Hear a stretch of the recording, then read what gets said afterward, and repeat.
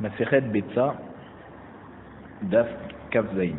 On reprend la dernière ligne en bas de Kavav. Amar Rabbi Zira. Rabbi Zira vient nous amener une braïta. Toujours on est en train de parler de est-ce qu'il y a Moukse les Khatsi Shabbat ou pas. Alors on va ramener une braïta que Rabbi Zira va nous ramener qui nous dit qu'il n'y a pas Moukse des Khatsi Shabbat. Tashma. La braïta vient nous enseigner. Mais Poulin va Adashi, tu peux apprendre du cas des fèves et des lentilles, qu'on a l'habitude de les faire cuire et de les manger pendant Yom Tov. Des ha Polim va Adashim, Meikara Hazulakos. Les fèves et les lentilles, au début de Yom Tov, c'est-à-dire avant de les avoir fait cuire, ils sont mangeables crus. La cosse, ça veut dire, d'accord, tu peux les grignoter comme ça, crus. Shadinhu bigdera. Ensuite, pendant Yom Tov, tu les verses dans la marmite pour les cuire. Idrouleu.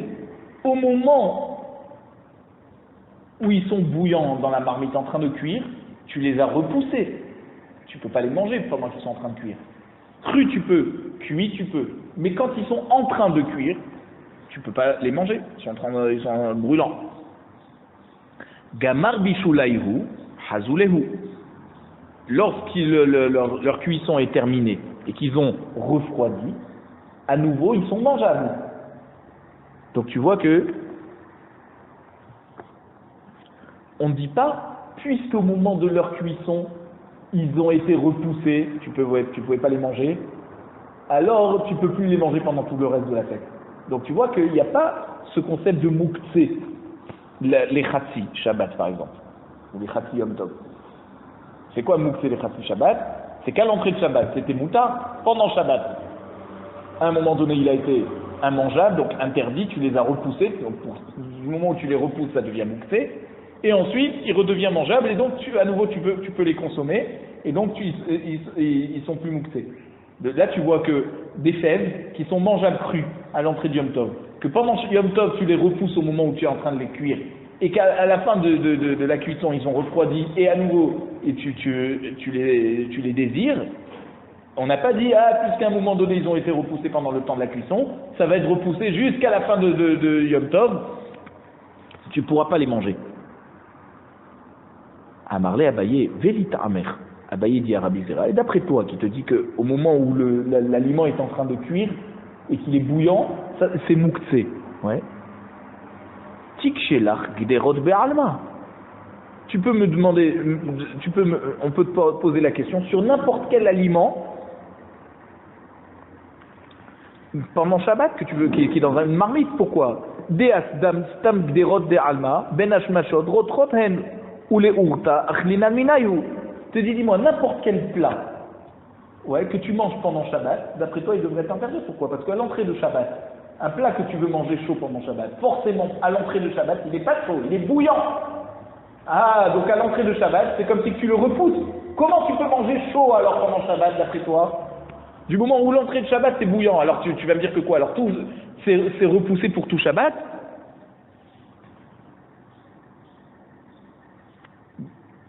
À l'entrée de Shabbat, elles sont bouillantes. Ou les urtach, les namina, et pourtant le soir même de Shabbat, on est en train d'en manger.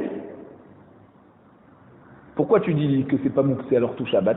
D'après ce que ta logique, ça aurait dû être mouxé tout Shabbat. Et là, Gmaro bide adam lokami barialan. Tu dis non, effectivement, quelque chose qui se termine par une action, d'accord, que l'homme fait une action pour le rendre mangeable.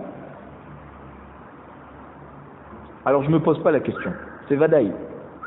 Et du moment où les kderot qui sont bouillantes à l'entrée de Shabbat, pourquoi moi je dis qu'elles sont permises pendant Shabbat? C'est parce qu'à n'importe quel moment donné, la personne, il peut sortir la marmite, d'accord, qui est bouillante, et la refroidir. Comme tu peux la refroidir, d'accord, tu verses sur la marmite qui est fermée, tu verses de l'eau froide dessus, elle va tout de suite refroidir. Donc comme tu peux le faire, alors ça ne s'appelle pas que tu as repoussé cette marmite à l'entrée de Shabbat, même qu'elle était bouillante. Ki kami ba'yalan gemaro bideshamaim. Moi, ce que je me suis posé la question, c'est lorsque le tikkun il se fait bideshamaim, ça veut dire que quoi? Que tu as des figues sèches, des raisins secs, qui deviennent secs tout seuls. C'est Hachem qui les rend secs. Tu les mets sur le toit pour les assécher. D'accord? Alors, comment, si par exemple ils étaient secs, ouais, et qu'il y a eu de la pluie qui est tombée dessus pendant Shabbat, toi tu peux rien faire. Tu es obligé, même si tu vas les essuyer, ça ne va pas les rendre secs. Il faut que le soleil tape dessus et qu'il les rende secs à nouveau. Donc comme c'est le soleil qui va pouvoir les rendre consommables, alors du moment où la pluie elle tombe sur eux pendant Shabbat ou pendant Yom Tov, on peut se dire, laisse tomber, je ne sais pas si dire là le soleil va revenir et s'il va être suffisant pour les sécher avant la fin de Yom Tov, tu vas les abandonner. Et c'est ça la question de Hillel, est-ce qu'il y a mouxé les Chatzi Shabbat ou pas? Vadaï que ça ne ressemble pas au cas de la marmite qui est bouillante à l'entrée de Shabbat, parce que celle-là tu peux la refroidir comme tu veux, mais des raisins secs qui étaient consommables à l'entrée de Shabbat et qui ont été rendus inconsommables par la pluie qui est tombée dessus, ça dépend d'Akadosh Baruch Hu maintenant s'il va envoyer un soleil assez fort pour les rendre secs à nouveau pendant Shabbat. Alors on peut se poser la question, est-ce que la personne va les rendre mouxés dans sa tête jusqu'à la sortie de Shabbat parce qu'il ne sait pas ce qui va se passer finalement avec ces raisins secs. Rabbi Yehuda Nessi a Havele Haouboura. Rabbi Yehuda Nessi, il avait un animal qui était Bechor et qui avait un défaut. Et donc on a voulu lui faire la shrita pendant Yom Tov pour les Kohanim qui mangeaient à sa table. Chadré les Kaber de Rabbi Ami. Il a demandé à Rabbi Ami de lui dire, de venir voir si l'animal a un moum kavua ou pas. Savar delo les mirzeye. Rabbi Ami,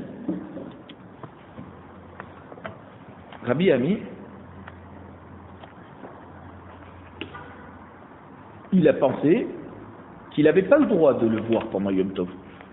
Rabbi Ami pensait comme Rabbi Shimon qu'on ne monte pas pendant Yom Tov un moumhé si l'animal a un défaut, et par le fait qu'il a un défaut, alors comme c'est un bechor, que normalement il est kadosh, du moment où il a un défaut, alors tu peux lui faire la shrita.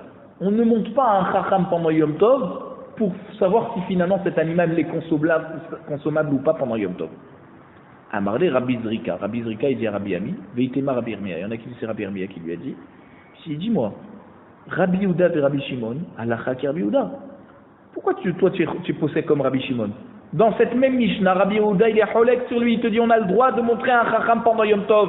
Pourquoi? Parce que le moum, là-bas on avait dit le moum il avait apparu déjà depuis Erev Yom Tov. Simplement tu l'as montré un chacham pendant Yom Tov. C'est pas que le chacham il te fabrique le moum pendant Yom Tov. Le chacham il vient te dire le moum qui avait déjà depuis Erev Yom Tov, il avait déjà rendu consommable l'animal. Donc, tu peux lui faire la shrita, c'est pas qu'il était mouktsé, Rabbi Yom Tov. Et alors, donc, Rabbi Yehuda et Rabbi Shimon, alors, Rabbi Yehuda, pourquoi tu as été marmir et tu dis non, je veux pas voir l'animal de Rabbi Yehuda Nati, parce que je vérifie pas les animaux pendant Yom Tov. Voilà que Rabbi Yehuda, il permet. Donc, Rabbi Yehuda, là-bas, c'est Rabbi Yehuda Bar Ilai.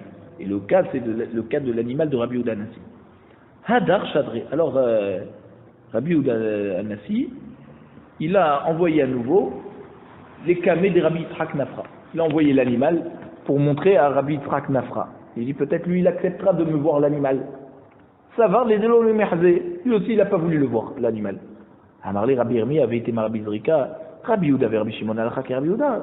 Toi aussi tu es cholek sur Rabbi Yehuda, alors quand il y a une marloquette entre Rabbi Shimon et Rabbi Yehuda, la lacha est comme Rabbi Yehuda qu'on a le droit de regarder l'animal pendant Yom Tov. Amarlé Rabbi Abba. Là, Rabbi Abba, il intervient et il dit à Rabbi Zrika. Il dit, de quoi tu te mêles? Pourquoi tu ne laisses pas les Chachamim être possèdés comme Rabbi Shimon? Ok, d'accord, quand il y a une marque de Rabbi Shimon, Rabbi Yehuda, en général, la lacha est comme Rabbi Yehuda. Mais qui te dit que tu peux empêcher des Chachamim d'être marmir et de faire comme Rabbi Shimon? Ils ont sur qui s'appuyer ou pas?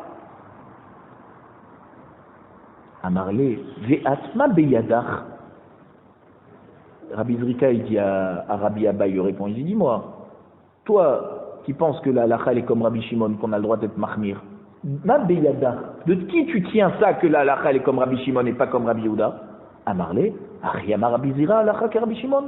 Moi, Rabbi Abba, j'ai appris au Beth Midrash de Rabbi Zira que la halakha elle est comme Rabbi Shimon, qu'on n'a pas le droit de regarder les moumines, les défauts de l'animal pendant Yom Tov. Donc moi, j'ai sur qui m'appuyer, moi. Amar, Mandehu,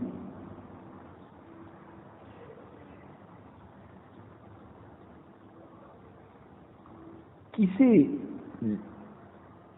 Ezkev et Sakleatam. La Gemara dit,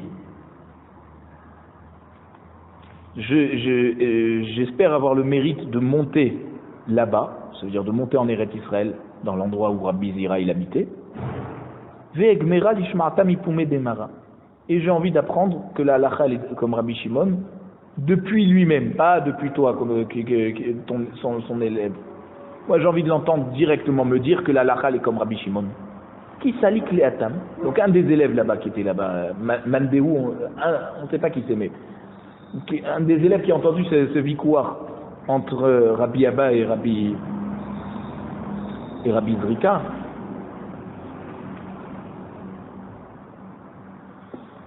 Alors, il a dit, je vais monter voir là-bas.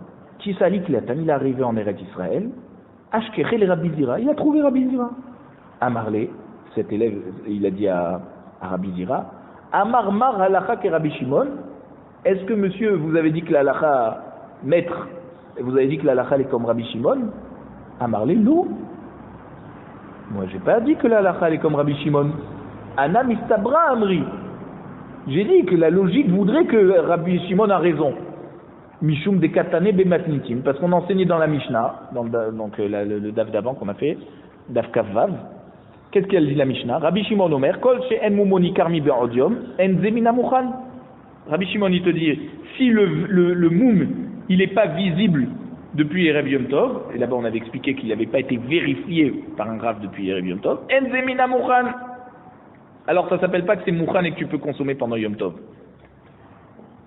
Vekatane la bebraïta bilashon hachamim. Et cet enseignement de la braïta, je l'ai enseigné au nom de chachamim. C'est-à-dire que quoi? La braïta qu'on avait vue aussi dans Daf Kavav qui nous disait que soit que l'animal est né avec son défaut et Erev Yom Tov, soit c'est-à-dire que le défaut est apparu Erev Yom Tov, soit que le défaut est apparu pendant Yom Tov. Chachamim, il disait là-bas que Enzemina Mouchan. Et alors, il faut comprendre pourquoi alors Rabbi Shimon, il a été enseigné en tant que Chachamim. Si tu enseignes la vie de Rabbi Shimon, comme en disant, tu dis pas que c'est Rabbi Shimon, tu dis Chachamim, d'accord? Alors, si c'est Chachamim, ça veut dire que la halakha est comme Rabbi Shimon. Puisque Chachamim ont validé l'avis de Rabbi Shimon et on a enseigné cette halakha au nom de Chachamim. Donc forcément la halakha est comme Rabbi Shimon. Shmar mina mistabra kebate. Donc Rabbi Zira il dit alors c'est pour ça que moi j'ai dit que la halakha est comme Rabbi Shimon puisqu'il y a une braïta qui enseigne l'avis de Rabbi Shimon comme étant celui de Chachamim. Maïhave ala. Alors qu'est-ce qu'on fait? L'élève il est monté en Eretz Israël, il a vu que Rabbi Zira finalement il confirme que la halakha est comme Rabbi Shimon. Qu'est-ce qu'on fait? On sait que quand il y a une marloquée de Rabbi Shimon et Rabbi Yehuda, en général la halakha est comme Rabbi Yehuda. Alors on a un cas particulier où c'est Rabbi Shimon. Comment on est possèque la halakha finalement? Amar Rav Yosef, Tashma, viens écoute, je vais t'expliquer comment on est possèque. Detalia be'ashle ravreve. Cette situation, elle est comme un nœud qui est complètement sur lui-même, comment ça s'appelle, c'est un nœud difficile à défaire. Chachamim, qu'ils ont interdit de vérifier les animaux pendant Yom Tov pour voir s'ils ont le défaut, il est kavoua ou c'est un moum qui est ouvert qui est juste passager, donc ça te permet pas de lui faire la shrita pendant Yom Tov. Alors, c'est difficile d'annuler l'enseignement des Chachamim qui te disent qu'on n'a pas le droit de vérifier. Des Amar Rabbi Shimon ben Pazi. Donc Rav Yosef qui te dit c'est un nœud compliqué à défaire, il te dit voilà, Rabbi Shimon ben Pazi, il s'explique, il te dit Amar Rabbi Yoshua ben Levi. Rabbi Shimon ben Pazi a enseigné au nom de Rabbi Yoshua ben Levi. Amar Rabbi Yossi ben Shaul, Amar Rabbi au nom de Rabbi Yossi ben Shammai, au nom de Rabbi, Mishum Kehala Kadisha de Yerushalayim, au nom de la grande assemblée, d'accord, la sainte assemblée de Yerushalayim. Alors c'est qui la sainte assemblée de Yerushalayim? Le Harouch il explique que c'est Rabbi Shimon ben Menassia et Rabbi Yossi ben Meshulam. Et on a dit pourquoi ça s'appelle une sainte assemblée?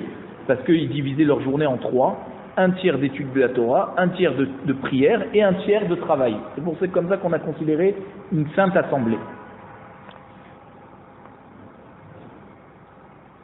Donc c'est qui à la Kadisha de Yerushalayim? Rabbi Shimon, là-bas c'est Rabbi Shimon ben Menassia, Vechaverav, Amrou Halacha ki Rabbi Meir. Eux ils ont dit que la Halacha elle est comme Rabbi Meir. Et vous vous rappelez la marcoquette de Rabbi Meir Rabbi Yehuda? On avait dit, si tu as amené B'di'avad un Chacham pendant Yom Tov, pour qu'il t'autorise cet animal, et qu'il te dit, oui, effectivement, tu peux lui faire la shrita, Rabbi Meir, il est marqué, il dit, ah, tu as transgressé, tu as fait venir un Chacham pendant Yom Tov, et il t'a autorisé, et ben tu pourras pas lui faire la shrita pendant Yom Tov. Rabbi Meir, c'est seulement Rabbi Yehuda qui a dit, bon, B'di'avad, si tu l'as montré qu'il t'a permis, alors tu peux lui faire la shrita. Amrou, et donc ils ont dit, Halacha comme Rabbi Meir. Ve'ainu shishemine tuva. Dis-moi, comment c'est possible que tu me dis qu'ils ont dit que la halakha est comme Rabbi Meir? Arrête, le Kehala Kadisha. Donc, Kehala Kadisha, ils étaient beaucoup plus âgés que Rabbi Shimon ben Menassia. Comment tu me dis que la halakha, Kehala Kadisha, ils ont dit une halakha qui va comme Rabbi Shimon ben Menassia, mais ils étaient plus âgés que lui. Et là, Beshita de Rabbi Meir Amaroua. Donc il faut dire en fait que Rabbi Shimon et Chaverav, là-bas, qui était le Kehala Kadisha, quand ils ont dit que la halakha elle est qu'on ne monte pas un chacham pendant Yom Tov, c'est des élèves qui ont dit ça et qui ont ramené ça au nom de Kehala Kadisha et qui ont dit ça au nom de Rabbi Meir.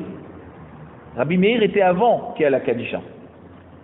D'accord? Donc c'est pas Rabbi Meir qui pense comme Kehala Kadisha, parce qu'il est plus ancien qu'eux. C'est Kehala Kadisha qui a ramené cette halakha et qui disent que nous on est marqués comme Rabbi Meir. Tu as montré un chacham pendant Yom Tov alors que tu n'avais pas le droit, alors même Diavad on t'interdit de lui faire la shrita. Ditnan. Maintenant Rabbi Yosef il dit d'où il sait que Rabbi Meir il dit que Rabbi Shimon ben Menassia est d'accord avec Rabbi Meir. D'où on sait qu'il est marqué comme ça? Parce qu'il y a une Mishnah dans Masechet Bechorot, Daf Kafret. Ashochet et à Bechor. Donc quelqu'un qui fait la shrita en semaine, là on n'est pas dans le Yom Tov, il fait la shrita en semaine d'un Bechor qui a un défaut. Et il n'a pas montré un chacham avant la shrita. Après la shrita, que tout est déjà prêt à consommer, il a gardé l'endroit où il y avait le défaut, il le montre au chacham. Il dit, dis-moi, c'est un défaut kavoua ou pas? Et là le chacham il dit que c'est un défaut kavoua. Rabbi Yehuda m'attire. Rabbi Yehuda il dit, bah, ça va, tu peux le manger. Alors que tu aurais dû le montrer au chacham avant la shrita. Rabbi Meir Omer, Oil Venishrat Shelo Alpi Mumhay, Assour. Rabbi Meir il te dit, puisque tu lui as fait la shrita avant d'avoir eu l'avis d'un expert, eh ben il est assour. Même le chol, tu peux pas le manger. Et Rabbi Yosef il prouve de là, Alma, Kassava Rabbi Meir, Re'iyat Bechor, Lav qui Re'iyat Trefa. Donc, qu'est-ce qui te prouve de là, Rabbi Meir?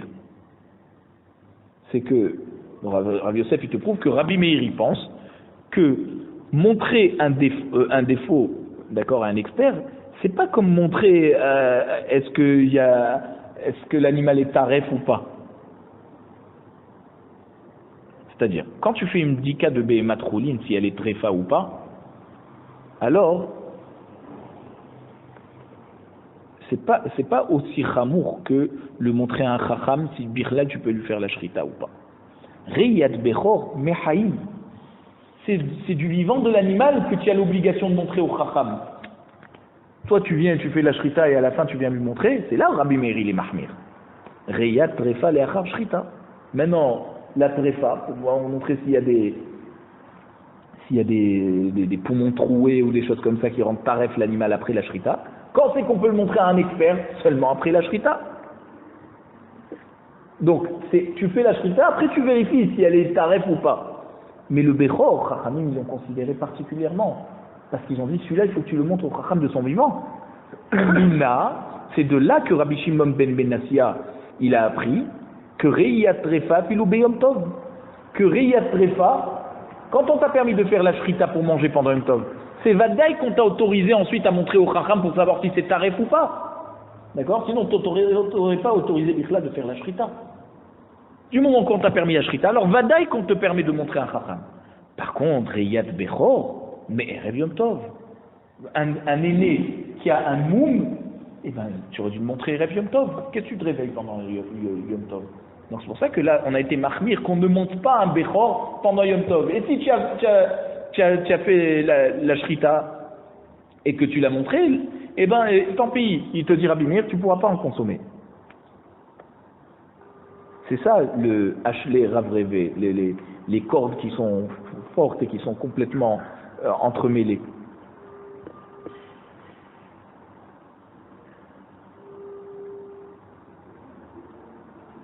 Donc Rabbi Shimon de notre Mishnah, qui est Rabbi Shimon Bar Yochai, qui te dit qu'on ne monte pas un défaut à un Chacham pendant Yom Tov, et Rabbi Meir qui te dit que si tu fais la Shrita et ensuite tu montres le défaut, c'est Assour, les deux ils sont d'accord, ils ont la même Shita, alors que Rabbi Yehuda là-bas, Bar Ilai, qui était la Chavruta de Rabbi Shimon Bar Yochai, lui il est Cholek, et c'est un Dat Yahid.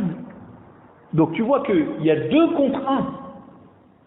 Il y a Rabbi Meir et Rabbi Shimon ben Menassia, Rabbi Shimon Bar Yochai et Rabbi Meir qui sont contre Rabbi Yehuda Bar Ilai. Alors toi tu me dis en général quand il y a Marloguet Rabbi Shimon et Rabbi Yehuda, c'est la halakha de Rabbi Yehuda, et c'est quand ils sont seuls. Mais là tu as Rabbi Shimon Bar Yochai et Rabbi Meir. Ils ont dit 2 halakhot différentes mais qui vont dans le même sens. Et c'est pour ça que la halakha c'est pour ça que Rabbi Zira dit que la halakha exceptionnellement elle est comme Rabbi Shimon. Amarlé Abaye Atou Hatam. Il dit, Abaye dit à Rabbi Yosef qui était son rave, il lui dit, dis-moi, Atou Hatam, est-ce que dans cette Mishnah là-bas dans Bechorot, qui parle de celui qui fait la shrita d'un Bechor avant d'avoir montré au rave, Bero'in Moumin pligué, Biknasa pligué, est-ce que tu crois que la Mishnah là-bas elle est en train de te dire est-ce qu'on a le droit de montrer un rave ou pas? C'est-à-dire, est-ce que tu veux me dire que là-bas Rabbi Meir qui te dit que on doit pas regarder le moum après la shrita, et si tu as fait la shrita sans montrer au rave, c'est interdit. Mais là-bas, il ne te parle pas, est-ce qu'on a le droit de montrer au rave ou on n'a pas le droit de montrer au rave? Là-bas, on te parle, est-ce qu'on lui fait un knas ou on lui fait pas un knas parce qu'il a fait la shrita sans montrer au rave, et que maintenant il veut se rattraper, il veut montrer au rave. C'est de ça qu'on parle là-bas. Donc, Rabbi Meir, là-bas, il t'a parlé d'un knas.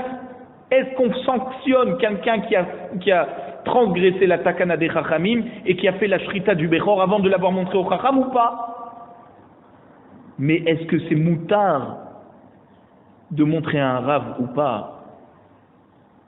Et pour une tréfa ou pour un Bechor, c'est équivalent. Peut-être que lui, il ne fait pas la différence entre est-ce qu'on le montre du vivant ou le montre... Il te dit non, c'est la même importance. D'accord? Et donc, du moment où quand tu montres au chacham, c'est pas le chacham qui va être métaken l'animal, il va te dire si oui ou non tu peux lui faire la shrita. Non, il va simplement te dire est-ce que le moum qu'il y avait avant, il était kavua ou pas. Alors peut-être que de cette Mishnah de Bechorot, tu peux apprendre, même d'après Rabbi Meir, que Rabbi Meir sera d'accord que tu as le droit de montrer un chacham pendant Yom Tov. Là-bas, Rabbi Meir dans Bechorot, il parle de knas à celui qui a transgressé, qui n'a pas montré avant la shrita. Mais peut-être que s'il fallait, on était pendant Yom Tov, Rabbi Meir serait d'accord qu'on aurait le droit de montrer à un chacham, le Bechor, est-ce qu'il a un moum kavua, de même qu'on a le droit de montrer à un chacham, après la shrita, si la béna elle est taref ou pas. Donc qu'est-ce que tu me dis qu'il y a 2 personnes contre une? Il parle de 2 choses différentes. Rabbi Shimon Bar Yochai, il te pose la question, est-ce qu'on a le droit de montrer à un chacham pendant Yom Tov ou pas? Et Rabbi Meir, il te dit, est-ce que celui qui a transgressé, qui a pas montré la BMA, on parle là-bas en semaine, est-ce que s'il a fait la shrita, on lui fait un knas ou pas? C'est 2 choses différentes. Peut-être que Rabbi Meir est d'accord avec Rabbi Yehuda, avec Rabbi Yehuda, Bar Ilai, qu'on a le droit de montrer à un chacham pendant Yom Tov, le Bechor, si on peut lui faire la shrita ou pas. Amar Rabbi Yochanan, Rabbi Yochanan est dit au nom de Rabbi Yochanan, Bedoukin Sheba'ain, Koulé alma l'opligé. Ça veut dire quoi? Bedoukin Sheba'ain.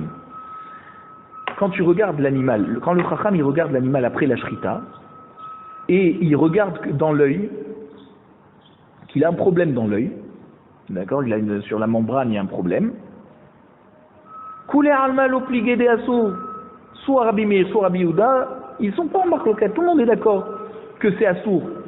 Pourquoi? Parce que maintenant, même que tu vois qu'il a un moum kavua, bichoum demishtanin, un défaut qui est dans l'œil, il peut se modifier après la mort, après la shrita. Et alors on peut dire qu'avant la shrita, il pouvait se dire, mais non, c'est pas un moum, ça c'est un moum envers. C'est un moum qui va passer. Qui pliguait, bémoumine chez Bagouf. Leur marloquette, c'est lorsqu'il y a un moum qui est dans le corps de l'animal. Si par exemple, l'oreille elle s'est coupée, ou il s'est cassé la patte, que ça change pas après la mort. Rabbi Meir, ça va. Rabbi Meir, il pense. Gazrinan moumim chez Bagouf, atou moumim chez Ba'aïn. Rabbi Meir, il te dit, on fait quand même un knas à celui, d'accord, une sanction. D'accord, on fait une sanction à celui qui montre au Chacham après la shrita,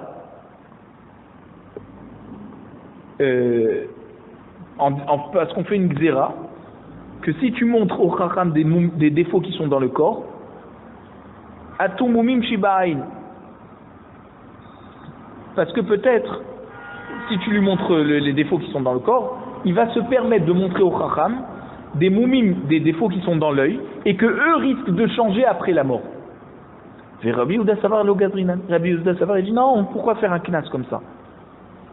C'est pas parce que tu vas lui montrer un défaut qui est dans le corps, et que le Chacham il va te dire c'est un défaut kavoua, que tu risques de lui montrer un défaut qui est dans l'œil, et qui risque de changer. Et que lui il va te dire non c'est un moum kavoua, on peut lui faire la shrita. Amar Nachman bar Yitzhak nitin namidalika. Nachman bar Yitzhak il te dit de notre Mishnah aussi tu peux être médaillek que Rabbi Meir quand il interdit c'est mishum knas des katané. Rabbi Meir Omer là-bas dans notre Mishnah dans Bechorot. Rabbi Meir là-bas il a dit oil venishrat shelo api mumche asur, puisque tu lui as fait la shrita sans avoir eu l'avis d'un expert, alors c'est asur. Ah, si tu voulais me dire que Rabbi Meir il pense comme Rav Yosef qu'on n'a pas le droit de montrer un défaut d'un Bechor après la shrita, Shma Mina, Knasa ou des Kakanis. De là tu vois que quoi? Que le ta'am de Rabbi Meir c'est parce que c'est un Knas. Et donc quoi? Shma Mina. Il faut dire que quoi? Que Rabbi Meir parle d'un Knas. Et donc dans la marloquette Rabbi Meir et Rabbi Yehuda, dans Bechorot, c'est seulement est-ce qu'on sanctionne une personne qui montre un Chacham après lui avoir fait la shrita. Et c'est quoi le problème là-bas? C'est qu'il y a des moumim qui changent et des moumim qui ne changent pas. Alors c'est vrai que quand c'est un moum dans le corps, ça ne va pas changer. Si lui a coupé l'oreille avant, eh ben, l'oreille elle restera coupée après la shrita. Mais s'il y avait un défaut dans l'œil, que des fois après la shrita, le défaut est modifié dans l'œil, parce que l'œil a une réaction avec la shrita, d'accord? Et donc des fois ce que tu voyais comme défaut n'est plus défaut, ce que tu voyais pas comme défaut est apparu comme un défaut après la shrita. Et là-bas, Rabbi Meir a voulu faire un knas. Du moment où tu as montré l'animal après la shrita, alors c'est vrai que si c'est dans un moum du gouffre, alors ça pouvait pas changer. Mais si on te permet comme ça, alors il risque d'avoir un cas où il va avoir un moum dans l'œil, et tu vas dire bah, ça va après la shrita, je vais le montrer au rabbin, mais le problème c'est que le moum aura changé après la shrita. Et donc Rabbi Meir là-bas il a fait un knas qu'on ne montre pas de moum après la shrita. Tu as fait la shrita avant d'avoir montré au rab, et ben même si c'est un moum qui ne va pas changer comme une oreille coupée, tant pis, tu n'auras pas le droit de manger cette viande. Et nous ici dans notre marloquette, est-ce qu'on a le droit de montrer pendant Yom Tov au rab ou pas? Donc c'est deux choses différentes. Et donc de cette histoire de la baraita de la Mishnah de Bechorot, on ne peut pas conclure que chez nous on n'a pas le droit de ça va faire pencher la balance comme celui qui pense qu'on n'a pas le droit de montrer un raf pendant Yom Tov. Non, il y a une marque locale, Rabbi Shimon, Rabbi Yehuda. Il faut comprendre alors comment ça se fait que Rabbi Zira, il a dit que Rabbi Ami a dit au nom de Rabbi Zira que la halakha est comme Rabbi Shimon alors qu'en général la halakha est comme Rabbi Yehuda. La Gemara elle raconte Ami Vardina'a, Chacham qui s'appelait Ami, qui venait d'une ville qui s'appelait Vardina. Et alors,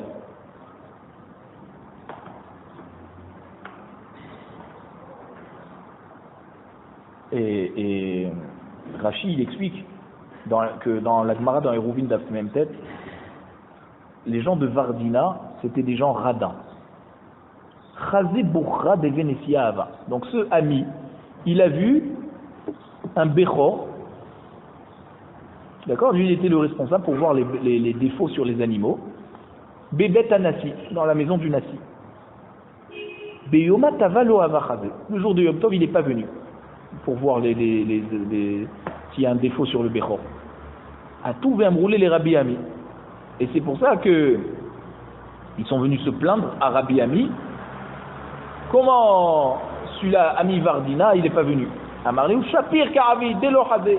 Et là, Rabbi Ami, il a bien fait de ne pas venir parce qu'on ne monte pas au Chacham pendant Yom Tov les défauts. Et c'est comme ça que l'histoire a commencé, qu'ils sont partis chercher à droite à gauche, qui c'est qui va pouvoir vérifier. Ini, c'est ça que Rabbi Ami il a répondu. Rabbi Ami Goufé Hazé. Lui-même, Rabbi Ami, c'est un expert qui regardait pendant Yom Tov les défauts des animaux. L'Agma répond, Rabbi Ami qui Hazé, mais moi l'avait Hazé. Il te dit non, c'est pas qu'il regardait pendant Yom Tov. C'était déjà depuis Erev Yom Tov, il avait vu ce défaut, il avait vu que c'était Kavoua. Et alors quoi? Simplement, il y a un digne qu'il faut quand même montrer au Chacham que l'animal n'a pas eu un défaut par le fait que le Kohen lui a fait un défaut.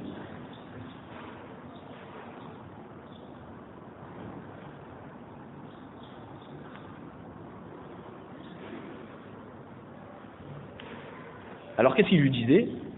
Il lui disait, viens me le montrer demain.